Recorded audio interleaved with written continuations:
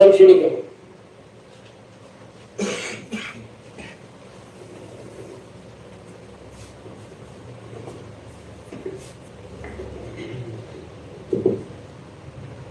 السلام عليكم ورحمة الله وبركاته.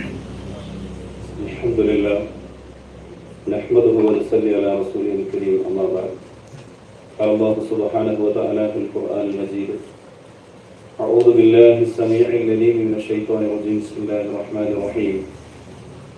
واتقوا يوما ترجعون به إلى الله ثم توفى كل نفس ما كسبت وهم لا يظلمون. صدق الله العظيم.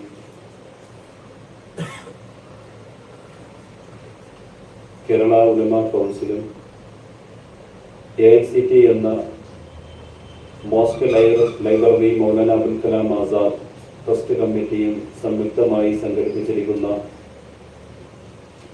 പണ്ഡിത നേതൃത്വ സംഗമവും റമദാൻ ഇഫ്താർ സംഗമവും ഈ പ്രസ്ഥാനത്തിന്റെ 8ാമത് വാർഷിക സമ്മേളനവും റിലീഫ് വിതരണവും ദുആ മജ്ലിസിന്റെ ഒരു വേദിയിലാണ് നാം സന്നിധരായിരിക്കുന്നത്. ഇവിടെ ആത്മീയമായുള്ള പ്രഭാഷണത്തിന് പ്രസക്തിയില്ല എന്ന് നമുക്കെല്ലാം അറിയാം. കാരണം എല്ലാവരും പണ്ഡിതന്മാരാണ്. അതിലുപരി നമ്മുടെ ചെയർമാൻ അൽഹാജ് ബദറുദ്ദീൻ ഉസ്താദ് വളരെ വിശാലമായി ഇസ്ലാമിന്റെ കാഴ്ചപ്പാടുകളെ സംബന്ധിച്ച് ഉണർത്തുകയുണ്ടായി. അതുകൊണ്ട് തന്നെ വളരെ ഇനി ഒരുപാട് മഹത്തുക്കളായ പണ്ഡിതന്മാരൊക്കെ ഉള്ള ഒരു വേദിയാണ്. അവർക്കൊക്കെ 2 വാക്ക് പറയാൻ അവസരം വേണം. അതിലുപരി നമുക്കറിയാം, ഒരു ഷീറ്റിട്ട കെട്ടിടമാണ്. ഇനി കുറച്ച് സമയം കഴിയുമ്പോൾ ഇവിടെ ഇരിക്കാൻ കഴിയാത്ത അസഹനീയമായ ചൂടാണ്. അൽഹംദുലില്ലാഹ്, അല്ലാഹുവിന്റെ മഹത്തായ അനുഗ്രഹം കൊണ്ട് ഇനി വരും കാലങ്ങളിൽ നിങ്ങളൊക്കെ പങ്കെടുക്കുമ്പോൾ വളരെ അത്യാധുനികമായ സജ്ജീകരണത്തോടു കൂടിയുള്ള ഒരു ബിൽഡിംഗ് ഇവിടെ പൊങ്ങുക തന്നെ ചെയ്യും. അതിന് അൽഹംദുലില്ലാഹ് നമ്മുടെ ചെയർമാൻ ഉസ്താദ് വളരെ ആത്മാർത്ഥമായി പരിശ്രമിക്കുന്നുണ്ട്. മറിച്ച് അതിലുപരി ഈ നാട്ടിലെ ജാതി മത ഭേദമന്യേ ഉള്ളവർ ഈ ഒരു പ്രസ്ഥാനത്തിന് താങ്ങും തണലുമാണ്. വിശിഷ്യ എന്നെ സന്തോഷിപ്പിക്കുന്ന ഈ കൂട്ടായ്മ എന്ന് പറയുന്നത് നമ്മുടെ വാർഡ് മെമ്പർ സുധീഷിലാണ്. നമുക്കറിയാം, ഈ സംരംഭത്തിന് ആദ്യമായി എല്ലാവിധ അനുമോദനങ്ങളും ആശീർവദിക്കുകയും ചെയ്തത് 2019 ഈ സ്ഥാപനം നമ്മുടെ ഉദ്ദേശ ലക്ഷ്യങ്ങൾ മനസ്സിലാക്കി ആ സംരംഭത്തിന്റെ ആദ്യത്തെ ഉദ്ഘാടകൻ അദ്ദേഹമായിരുന്നു, ഒരു 7 വർഷങ്ങൾക്ക് മുമ്പ്. അന്ന് അദ്ദേഹം എന്നോട് ചോദിച്ചു, എന്താണ് നിങ്ങൾ ഉദ്ദേശിക്കുന്നതെന്ന് ചോദിച്ചപ്പോൾ ഞാൻ നമ്മുടെ ഉദ്ദേശ ലക്ഷ്യങ്ങൾ, അഥവാ നമ്മുടെ ഈ ട്രസ്റ്റിന്റെ ഉദ്ദേശ ലക്ഷ്യങ്ങളുടെ ആ ട്രസ്റ്റ് ആധാരം അദ്ദേഹത്തിന്റെ ഏൽപ്പിച്ചു. അദ്ദേഹം അത് വായിച്ചിട്ട് വളരെ കണ്ടന്റായ കാര്യങ്ങൾ, നമ്മുടെ എന്താണ് ഏതൊരു പ്രസ്ഥാനത്തിനും ഒരു കൃത്യമായ ഒരു അജണ്ട ഉണ്ടാകും, ഒരു ഉദ്ദേശ ലക്ഷ്യങ്ങൾ ഉണ്ടാകും. അത് ഇന്നും നമ്മൾ അവിടെ ബോർഡ് പ്രൊജക്ട് ചെയ്തിട്ടുണ്ടാവും. അവർ കാണാൻ കഴിയും. അതിന്റെ ഒരു കോപ്പിയാണ് ഞാൻ എടുത്തിരിക്കുന്നത്.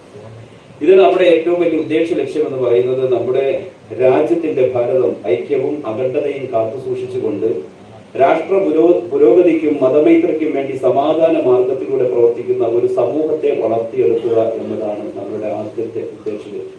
അന്ന് ഈ ട്രസ്റ്റ് ആധാരത്തിന്റെ ഈ കോപ്പി അദ്ദേഹം വായിച്ചുകൊണ്ടായിരുന്നു 2019 അദ്ദേഹം വളരെ ആവേശകരമായി, എത്രത്തോളം എന്നാൽ ഈ ട്രസ്റ്റിന് ഇത് വായിച്ച ശേഷം അദ്ദേഹം നമ്മളെക്കാൾ അത്യാവേശപരമായിട്ടാണ് സംസാരിച്ചത്. കാരണം ഇത് ജാതി മത ഭേദമന്യേ ഉള്ള ഒരു കാഴ്ചപ്പാടാണ്.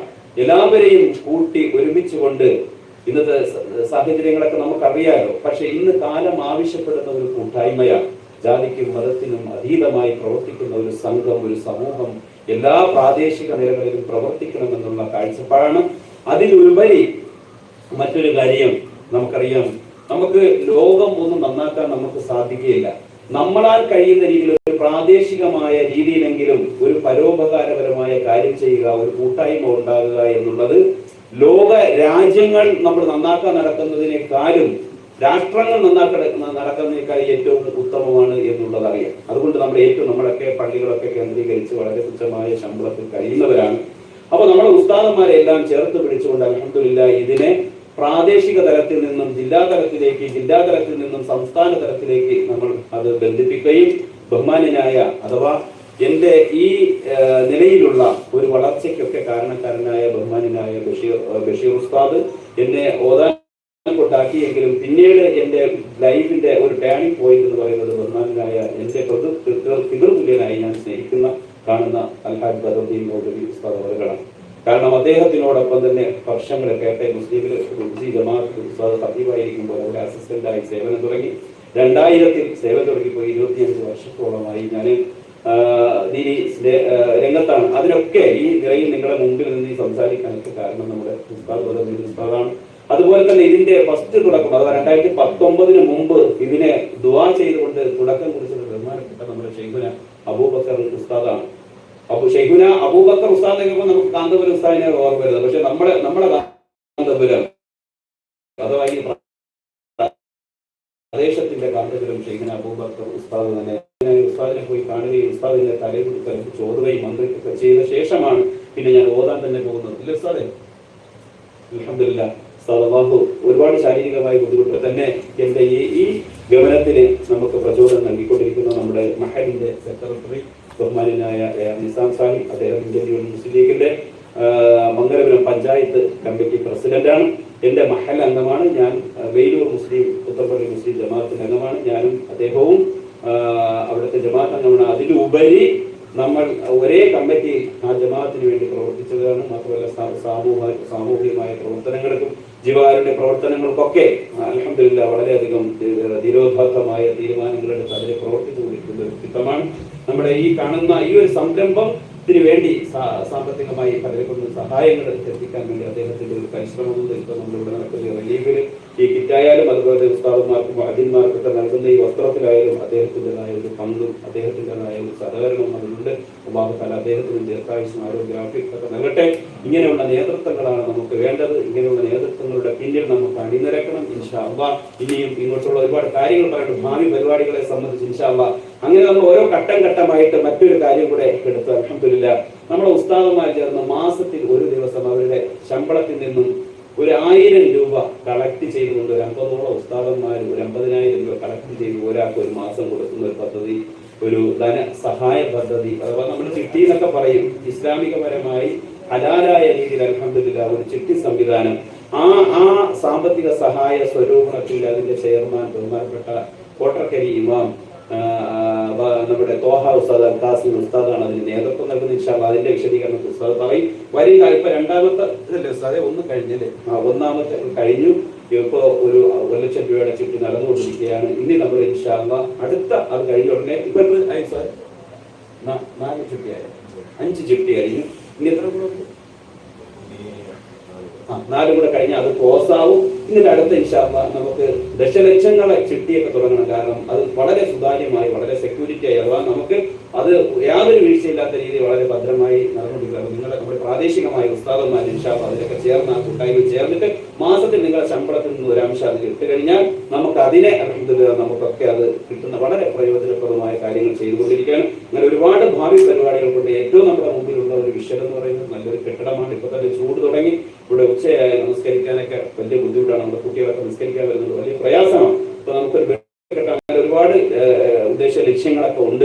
അല്ലാഹു സുബ്ഹാനഹു വ തആല നമ്മളുടെ ഈ ഉദ്ദേശ ലക്ഷ്യങ്ങളൊക്കെ അല്ലാഹു സഫലീകരിച്ച് പെരുമാറാകട്ടെ.